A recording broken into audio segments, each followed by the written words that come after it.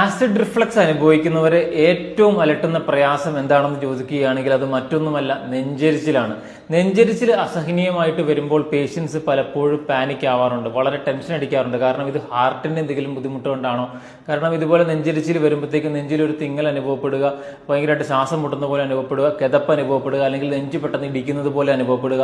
ഇതുകൊണ്ട് തന്നെ പോയി ECG എടുക്കും. അപ്പം പിന്നെ അതിലൊന്നും കാണാത്തതുകൊണ്ട് തന്നെ ഗ്യാസിന്റെ എന്തെങ്കിലും ഗുളികയോ ഇഞ്ചക്ഷനോ അവർ തന്നുവിടും. ഇത് പലപ്പോഴും ആസിഡ് റിഫ്ലക്സ് അനുഭവിക്കുന്നവരിൽ കണ്ടുവരുന്ന ഒരു അവസ്ഥയാണ്. അതുകൊണ്ട് തന്നെ ഇങ്ങനെ ആസിഡ് റിഫ്ലക്സിന് ട്രീറ്റ്മെന്റ് എടുക്കാൻ നമ്മുടെ അടുത്ത് വരുമ്പോൾ അവരുടെ നെഞ്ചരിച്ചിലൊക്കെ ആദ്യമേ തന്നെ വേഗത്തിൽ മാറുന്നത് കൊണ്ട് തന്നെ അത് അവർക്ക് വളരെ സന്തോഷം നൽകുന്ന ഒരു കാര്യവുമാണ്. എന്തുകൊണ്ട് ഇങ്ങനെ ആസിഡ് റിഫ്ലക്സ് വന്ന് നെഞ്ചരിച്ചിൽ വരുന്നു എന്ന് ചോദിക്കുകയാണെങ്കിൽ അതിന് പ്രധാനമായിട്ട് 3 കാരണങ്ങളാണുള്ളത്.